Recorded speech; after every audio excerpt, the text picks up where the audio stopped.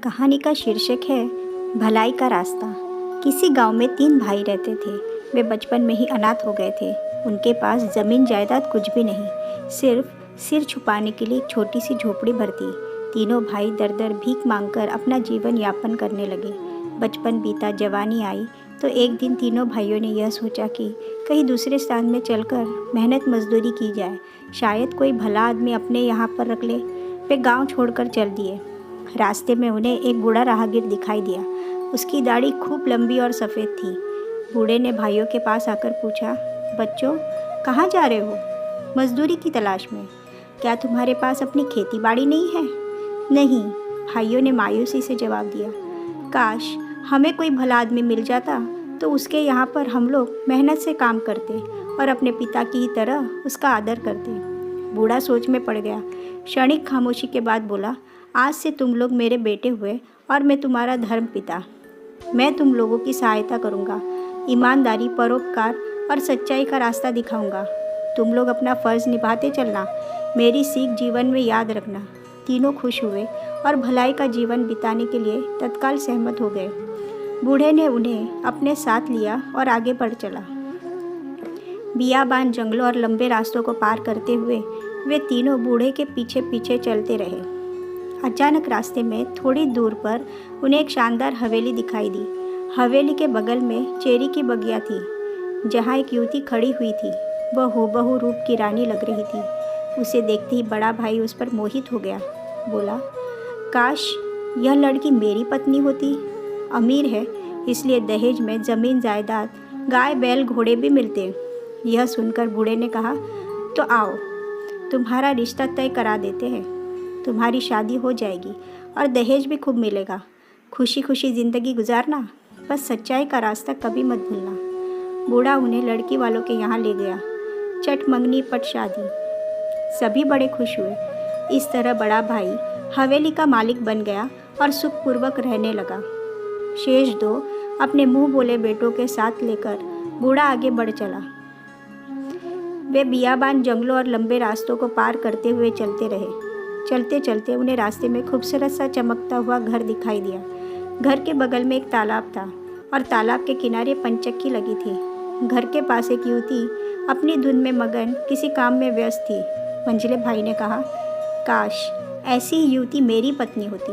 दहेज में तालाब और पंचक्की मिल जाती तो मैं मज़े से चक्की चलाता, गेहूँ पीसता और चैन से ज़िंदगी गुजारता। तो आओ, तुम्हारी मर्जी ही सही, बूढ़े ने लड़के से कहा। बूढ़ा और उनके साथ दोनों लड़के लड़की वालों के यहाँ पहुँचे। बूढ़े ने शादी तय कर दी। मंझला भाई भी घर का मालिक बन गया और पत्नी के साथ आनंद से रहने लगा। उससे विदा लेते समय बूढ़े ने कहा, बेटे, अब हम चलते हैं। तुम खुश रहो, लेकिन याद रखना कि सच्चाई का रास्ता कभी ना भूलना। अब बूढ़ा और सबसे छोटा लड़का फिर आगे बढ़ चले। अचानक उन्हें एक साधारण सी झोपड़ी दिखाई दी। उषा की लालिमा जैसी सुंदर सी एक युवती अपनी झोपड़ी से बाहर आ रही थी। वह बहुत गरीब थी। उसके पुराने कपड़ों पर कई कई पैबंद थे। छोटे भाई ने कहा, काश यह युवती मेरी पत्नी होती।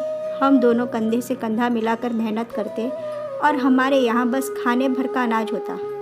तब हम दीन दुखियों की भरकस मदद करते, खुद खाते और दूसरों को भी खिलाते। यह सुनकर बूढ़े ने कहा, शाबाश, ऐसे ही होगा। पर देखो, सच्चाई का रास्ता कभी मत भूलना।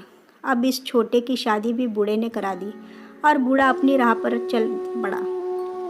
इधर तीनों भाई अपनी ज़िंदगी जीने लगे। बड़ा भाई इतना अमीर हो गया कि उसने अपने लिए अच्छे से अच्छे घर बनाए। फिर भी उससे दिन रात यही धुन सवार रहती कि वह और अधिक से अधिक अमीर कैसे बने। गरीबों की मदद या उन्हें सहारा देने की बात तो उसके मन में कभी आती ही नहीं। वह अत्यंत कंजूस भी हो गया। मंझला भाई भी अमीर हो गया। उसके यहाँ भी नौकर चाकर काम करने लगे और वह ऐशो आराम की ज़िंदगी बिताने लगा। वह बस धनवानों की तरह खाता पीता और नौकरों पर हुक्म चलाता रहता। सबसे छोटा भाई मेहनत मजदूरी कर शांति से अपनी गुजर बसर कर रहा था। घर गृहस्थी में जब कोई उत्सव होता तो वह दूसरों के साथ मिल बांट कर खाता। जब कुछ न होता तो संतोष करता, पर वह कभी भी अपनी परेशानियों का रोना न रोता। इस बीच बूढ़ा दूर दूर का सफ़र करता रहा। एक दिन उसके अपने बेटों का ख्याल आया, कहीं वे सच्चाई के रास्ते से भटक तो नहीं गए। बूढ़े ने भिखारी का भेष बनाया। सबसे पहले वो बड़े लड़के के घर पहुंचा और बड़े दीन भाव से झुकते हुए गिड़गिड़ा कर बोला, जुग जुग जियो मेरे लाल, इस गरीब लाचार बूढ़े को खाना दे दो। बड़े लड़के ने बूढ़े को अपमानित करते हुए कहा, अरे खुसट, तू अभी हट्टा कट्टा तो दिख रहा है। भूख लगी है तो जा कहीं मेहनत मजदूरी कर। अभी तो खुद अपने पैरों पर किसी तरह खड़ा हो पाया हूँ। जा चलता बन। बूढ़ा वापस चल दिया, लेकिन थोड़ी दूर जाकर वह ठहर गया। उसने पलटकर बड़े लड़के के घर की ओर देखा तो वह धुआं उगलता हुआ भस्म हो गया। बूढ़ा अब मंझले लड़के के पास पहुंचा। वह खुद पंचक्की पर बैठा हुआ नौकरों पर हुक्म चला रहा था। बूढ़े ने झुककर दैन्य भाव से कहा, बेटा भगवान तुम्हारा भला करे, थोड़ा सा आटा दे दो, मैं भिखारी हूँ, दाने दाने को तरस रहा हूँ। वाह बाबा वाह, दूसरे बेटे ने कहा, यहाँ तो मैं खुद गरीबी से जूझ रहा हूँ, मेरे पास तो खुद अपने लिए आटा नहीं है। तुझ जैसे भिखारी तो रोज़ मारे मारे फिरते हैं, आखिर किस किस का पेट भरूं। बूढ़ा दूसरे लड़के के यहाँ से भी मायूस होकर चल पड़ा और थोड़ी दूर जाकर एक टीले पर ठहर गया। बूढ़े ने पलट कर देखा तो मंझले लड़के को घर और पंचक्की धू धू कर जल उठे। अब बूढ़ा तीसरे छोटे लड़के के यहाँ पहुँचा। वह सचमुच गरीब था। उसकी झोपड़ी वैसी ही छोटी सी ही थी, लेकिन साफ सुथरी दिख रही थी। बेटा भगवान तुम्हारा भला करे, मैं बहुत भूखा हूँ, कुछ खाने को दे दो। बाबा अंदर आओ, खाना मेरे घर में है, खाना खा लेना और थोड़ा रास्ते के लिए साथ भी लेते जाना। बूढ़ा झोपड़ी के अंदर पहुँचा। उसने घर की मालकिन को देखा। वह साधारण कपड़े पहने हुई थी, पर उसे बूढ़े के फटे पुराने कपड़े देख बहुत अफसोस हुआ। वह बूढ़े के लिए कपड़े ले आई, बोली, बाबा ये कपड़े पहन लो। बूढ़ा खुशी खुशी कपड़े पहनने लगा तो मालकिन ने देखा कि बूढ़े के सीने पर एक बड़ा सा घाव है। बूढ़े को बिठाकर उसने भरपेट खाना खिलाया। अचानक छोटे लड़के ने पूछा, बाबा तुम्हारे सीने से इतना बड़ा जख्म कैसे है? बेटा यह बड़ा अजीब जख्म है, अब तो बस मैं चंद रोज़ का मेहमान हूँ। इस जख्म की वजह से मेरी मौत कभी भी हो सकती है। तौबा, तो क्या इसका कोई दवा नहीं है? घर की मालकिन ने दुख प्रकट करते हुए कहा, दवा तो है, बस एक ही दवा है, लेकिन उसे कोई देगा नहीं, जबकि हर कोई दे सकता है। तब छोटे लड़के ने कहा, आखिर क्यों नहीं देगा? ऐसी कौन सी दवा है? दवा बड़ी अजीबोगरीब है बेटा, जानना चाहते हो तो सुनो।